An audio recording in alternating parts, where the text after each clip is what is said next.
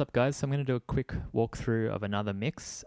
This one is another track from Alex Flood. It's quite different to the other track I did a mix walkthrough of last week, but hopefully it explains my approach, one of my approaches to 808 drums, which this track features. This track is not a typical sort of 808 trap track by any means. It's actually more of a percussion feature track. It's coming out on Alex's record later in the year. So I've got the rough mix here, and I'll show you what that sounds like right now.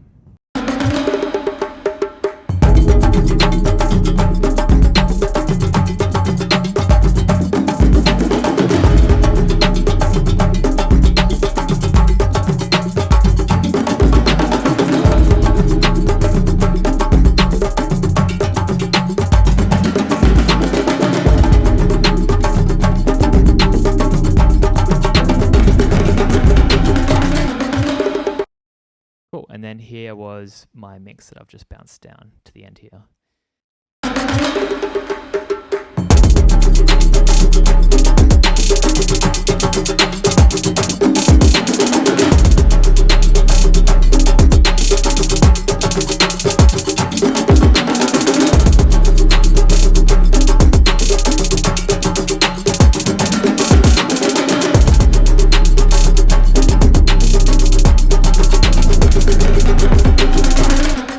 So you hear the main things I was really focusing on were bringing that hi-hat forward and making the kick really punchy, making the 808 really wide and big, and then sort of pushing all the percussion back a little bit and making the drums and the 808 the feature. So I'll do a quick little backwards and forwards again.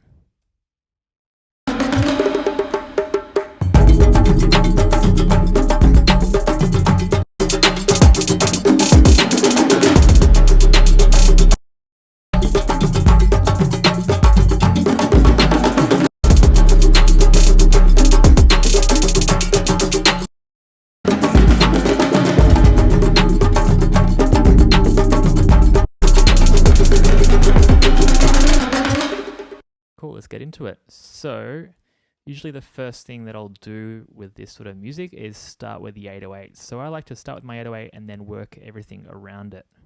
The 808 is the boss of this music, so we give it utmost respect.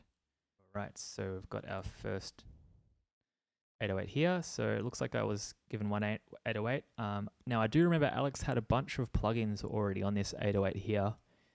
I think he had like an 1176, the Logic 1176 compressor, and some pretty drastic EQ moves, and maybe some radiator distortion. I'm not sure, I can't remember exactly, but it looks like I maybe did one, I took them all off, and I maybe did one move, and then for some reason I bounced it down, so I'm sorry I can't show you what's under the hood of that, but I'm pretty sure I didn't do a whole lot at all.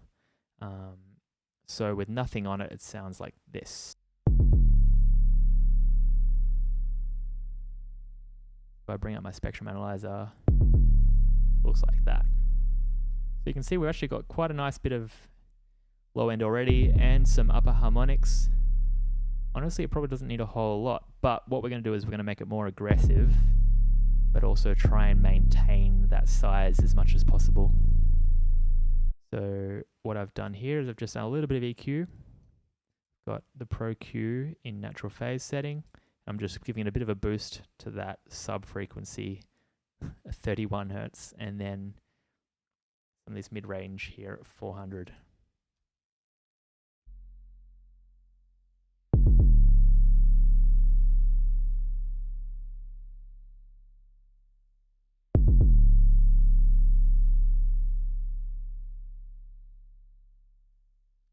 Cool, and then I bounced that.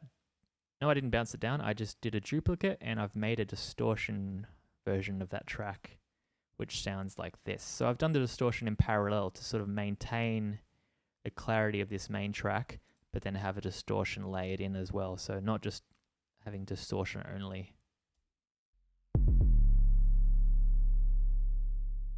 So with this, I'm saturating really heavily with the Black Box, one of my favorite distortion plugins. And I'm saturating really heavily with this tool here. I've got the alternative tube, I've got the pentode, and I'm pushing the triad all the way to max. Now look at here, I've actually got it only to 8%. So I'm pushing it really, really hard, but still allowing most of the signal to come through. So it's not 100%. If I was to push this all the way up to 100%, it would sound actually like this. Let's see what it sounds like.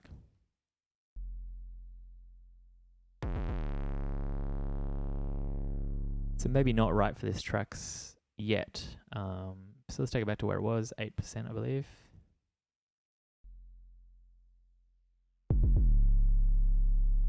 Cool. Looks like I started with one of the presets, 808 distortion 2. Right, yeah, 808 parallel distortion 2. All right, let's put those two together.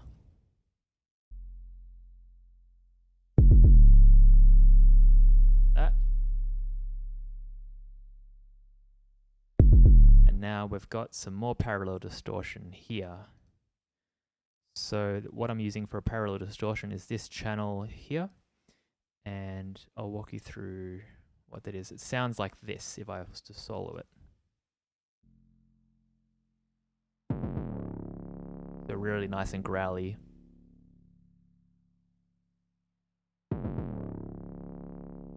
And how I'm creating that is I'm doing a band pass down low, so I'm isolating that low frequency. Pushing it really hard into a tube screamer emulation. And then I'm band passing the top frequency. So I'm leaving all of this out, so the main signal, the dry signal over here, is clean down here. But then all the distortion and growl we're getting on this upper frequency here. The reason we do this is we're trying to create this growl and this distortion so the 808 sort of really pushes and carries through on a smaller speaker. 808's a really low frequency, but it's going to disappear as a really important instrument on small speakers like a phone or TV or something like that. That's the goal with that. So all together,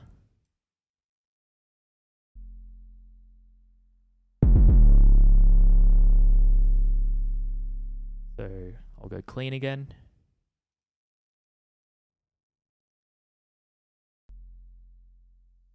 That's what I started with. And then with these two layers of distortion.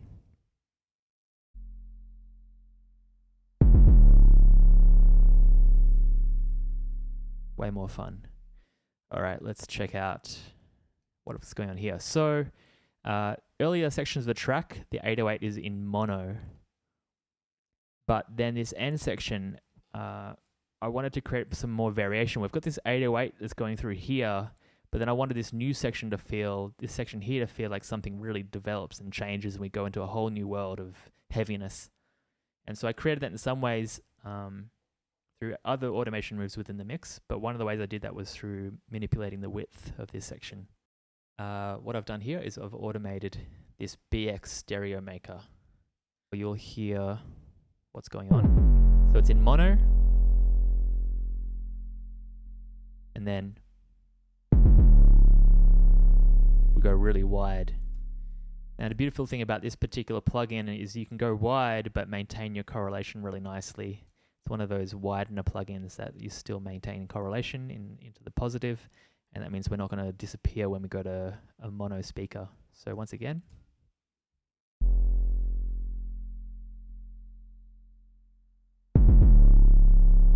still in the positive, good times.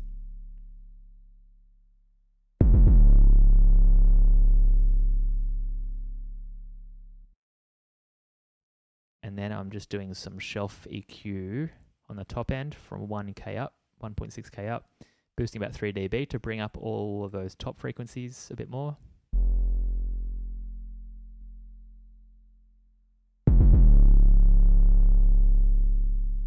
This is a decision that probably was made later in the mix when I wanted the 808 to sort of cut through even more. And then it looks like I am rolling off a little bit of that bottom end. The reason I do that is just to sort of give myself a fraction more headroom. All that low end below there is going to sort of make it harder and harder to get loud. So if I can take a little bit off, then I'm going to be giving myself a bit more chance of getting the final master mix loud. So I would have been referencing other tracks. So often what I'm looking for when I'm referencing other tracks is I'm looking for a certain frequency push. Now if I just mute my output, because I can't show these references or else YouTube will mute stuff. But if I show you what's going on, this will work. Here's a track mixed by Manny Marroquin, and you can see this 808 down here. It's really sort of poking out around there. And that's kind of what I'm looking for when I'm mixing a track with a big 808, is that sort of push around there. So I haven't put everything on yet, so my track's definitely not as loud, but I can see that frequency around there. I didn't need too much below that, but that one there is the one I'm looking for. So that's looking really nice. Let's check out our drums. So I initially started with this kick. This is a kick Alex gave me. It's a great kick drum sound. By itself, it sounds awesome. I'm pretty sure that's from his 808 drum machine, the TR8, I believe. He might have had a few other plugins on it, and I've removed those at some point in the process. But I was having a bit of trouble. If you put those together, you kind of hear there's a bit of competing thing going on, a bit of a competing frequency. The 808 and an 808 combined, sort of, they're too similar.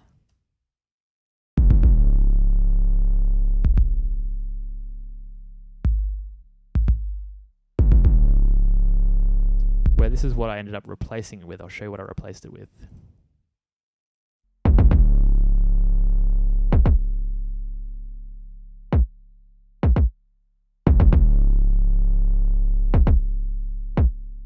Cool, so that replacement looks like, I think I got that from a splice kit, the Smokers version 2, Kick Baby Makin'. I really like those kick drums and those drum sounds for trappy sort of music. They're pretty classic. So first of all, I am distorting quite a lot.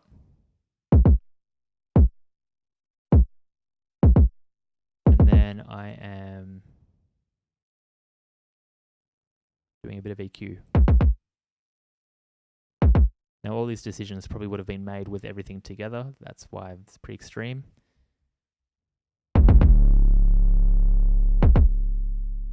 So if I turn this off, still not really cutting through as much as I'd like. But all these top end pushes really push it. You know, we're pushing quite a lot up these top frequencies here at 8K, boosting a lot, at 1.5K, boosting a lot. And then I'm giving it even more down the sub as well, 50, giving it quite a lot. And then, yeah, a real narrow push at about 200. 200 is sort of like that, like chest thumping frequency. So you give it a little bit of that as well. No compression, no filtering. And then I've given a bit of reverb. The reverb I'm using here is the Lexicon 480, and I've got this set to a short room sound, which sounds like this. Really short. I turn that off.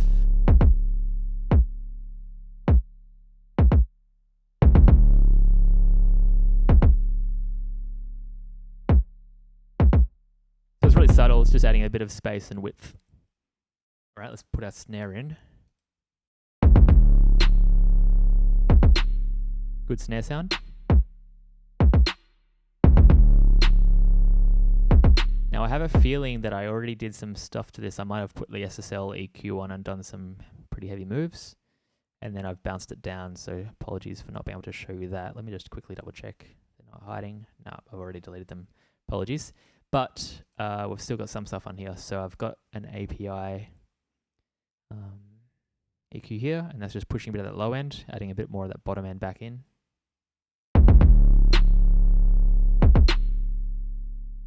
And then I'm distorting again.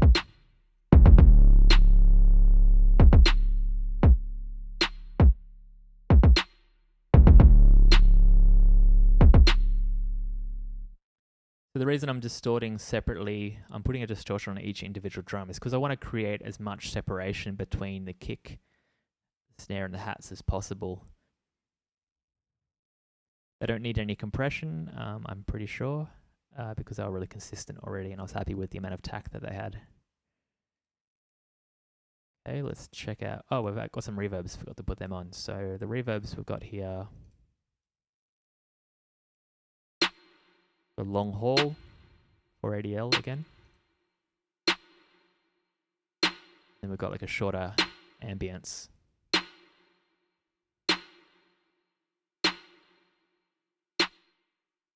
It sounds like the sample already had a reverb on it, which is cool. I just added even more.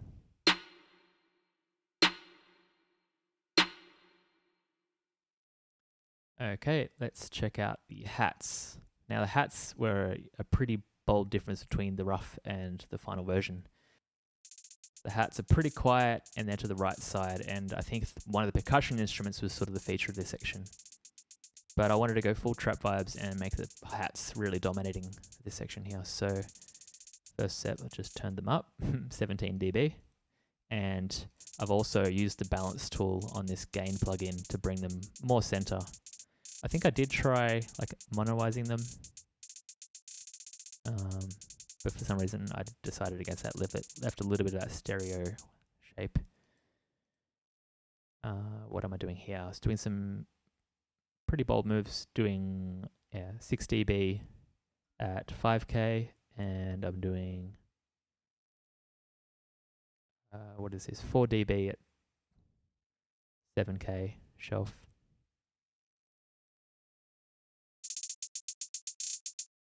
So just bring up all those harsh frequencies really. But they weren't enough. I wanted to make it even harsher and more aggressive. So I'm pulling in the SSL and I'm really going for that loudness frequency, 3K, boosting it really extreme, about 10 to 12 dB. And boosting it around 2K, another harsh frequency, 10 to 12 dB.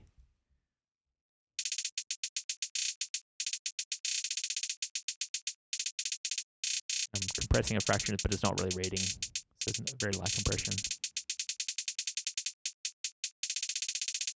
I'm just doing a bit of a high pass here as well, and then I'm turning down because we were boosting so much.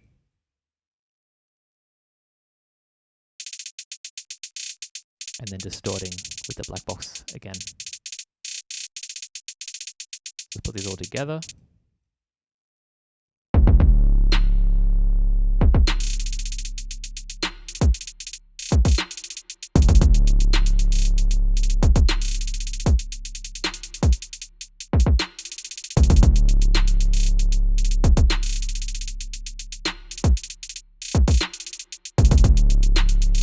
I take all these off.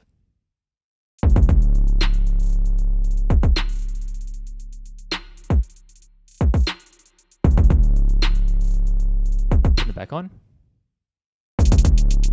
Right up front. And check my spectrum analyzer to see how everything's looking. Yeah, so in this sort of like trappy music, you know, I've checked out a lot of this like Travis Scott mixes and various sort of things, and you'll see that 7K region there sort of really poking just above there. It's pretty normal in this sort of music to have that sort of poke there, and then the 808 sort of pushing a little bit above that. That's pretty typical of this style. So I'm looking for those sort of frequencies. Yeah, you can see that snare, that's classic snare resonance there, just going poking out right there at the pain frequency about 3.8K.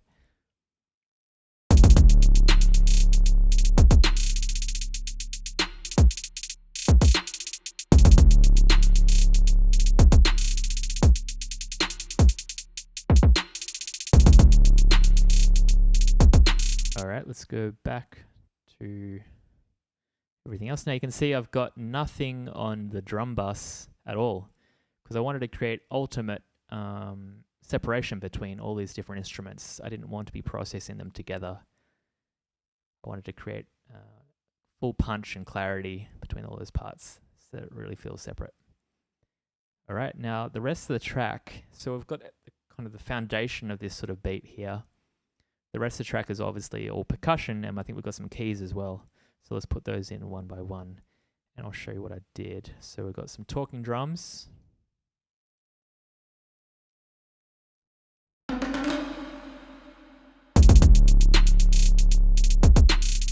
But the main thing, we don't need to go into too much detail, but the main thing I'm looking for is just clearing up all that low end. So you can see here, I've done a high pass up to about 130.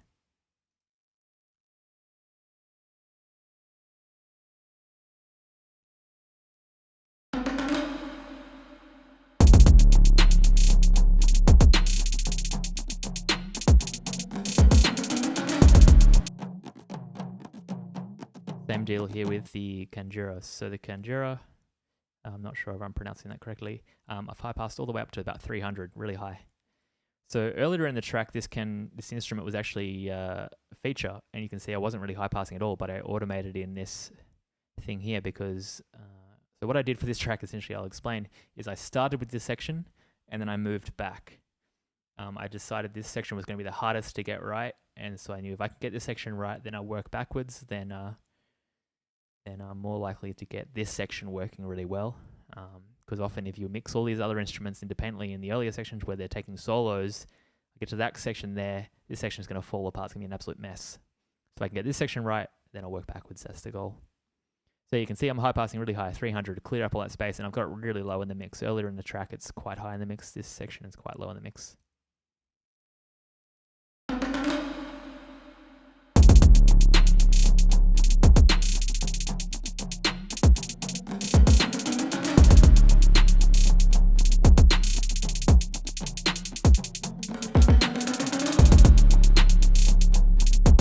Cool. So like often one of the questions I get people ask me often is, how do I create depth? So obviously reverbs are helpful, but the most obvious one is just level. You can't have everything at the forefront all the time. You've got to make decisions about what the focus is, and that was a decision there. Obviously I've got the hats and the snare and the kick and the 808 is all forward. Percussion needs to go back now because they're less of the feature in this particular section.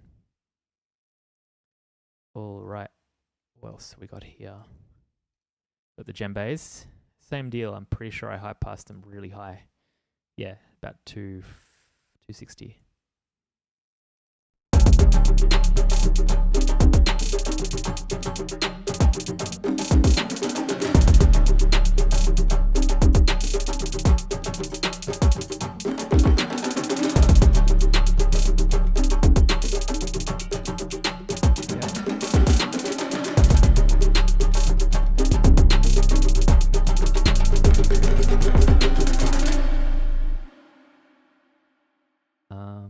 Pretty sure that is all of those parts in that section of the song. Let's quickly double check. Oh yeah, we've got some keys. Let's see what they're doing. So yeah, once again, I'm pretty sure I'm high passing. Yeah, you can see how high passing at 80, so not crazy high. Let's see what else. Oh yeah, so a bit further on, I'm high passing at 160. I did a double up there. Various reasons maybe, but yeah. Let's check out how they sound in the track. So maybe solo.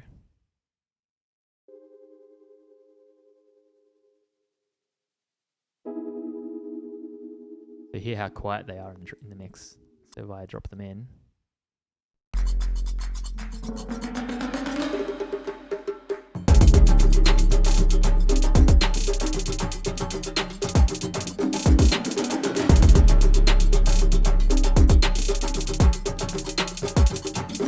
They're just chilling out behind there, not a forefront instrument at all. Just chilling out, giving a bit of harmony and texture in the background.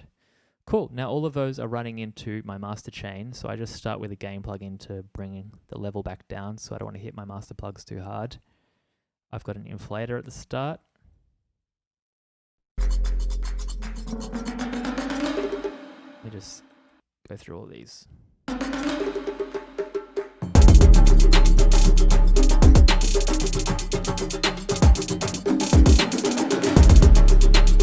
So this is turning the level up essentially, because this effect, the saturation makes things a lot louder. This plugin is a saturation plugin essentially.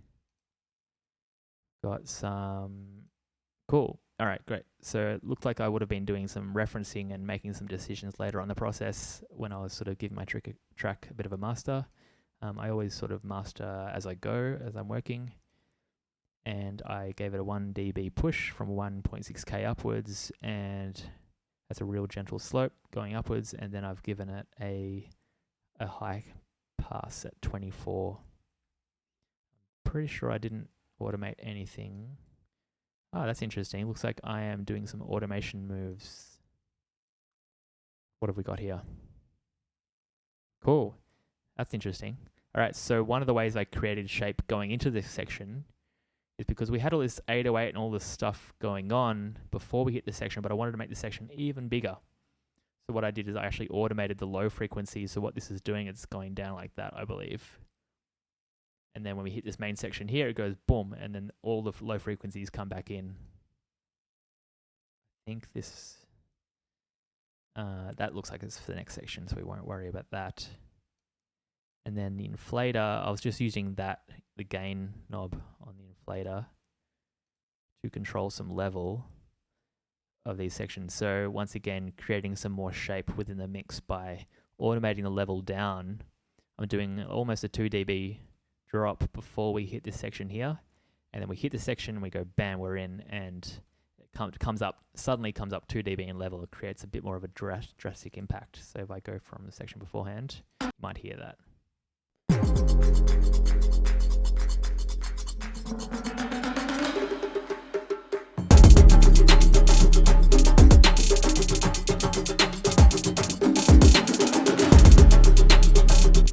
So pretty extreme, but once we push into the compressors, it becomes slightly less extreme. All right, so in compression land, I've got 4 compressors here. I've got the SSL, classic SSL G-Bus compressor. I've got the filter slightly off 0. I've got it set to, I don't know what that is, maybe 30 or 40. And that's just going to make it react a little bit less to the low end. Distracts a lot of low end. Sometimes I go all the way up to 80. But I did want to have a bit of that pump. We've got so much low end that I wanted to make sure the compressor is reacting to it in some way to create a little bit of that illusion of pump from all that low end. That's sort of a sound that I was looking for this particular mix. We've got another compressor here, and that sounds like this.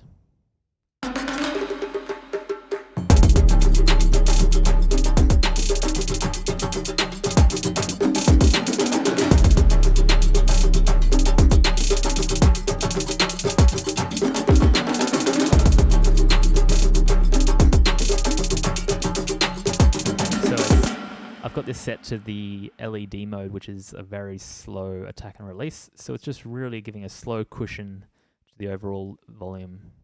It's moving super slow, and it's got a really nice saturation to it as well. Got some more mastering compression. And this one is in mid-side. It's parallel. And then we've got another mastering compressor. What's this one doing?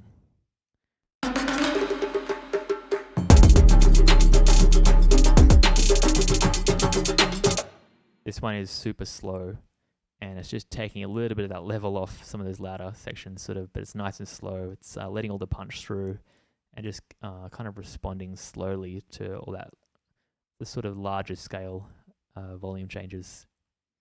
And then I've got my limiter at the end here, which I've got set to the modern mode with a pretty short look ahead. So we're going to be distorting a little bit, but we're going to retain a little bit of that punch.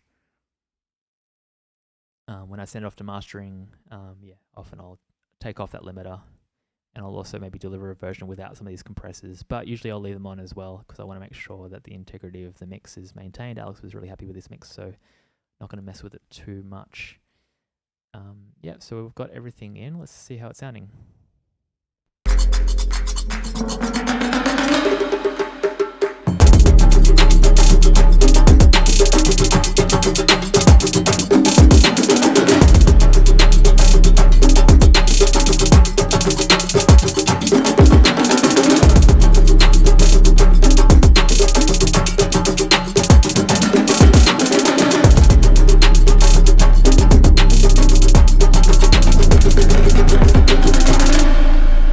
So just quickly show the rough mix again.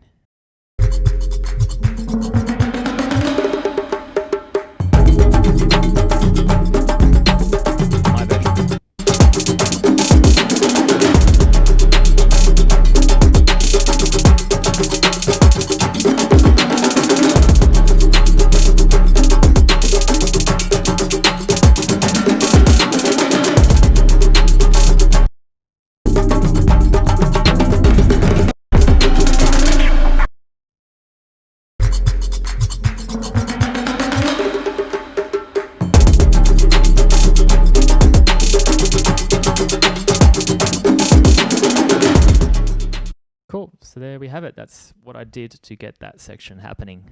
Hope that was helpful. Let me know if you have any questions. Cheers.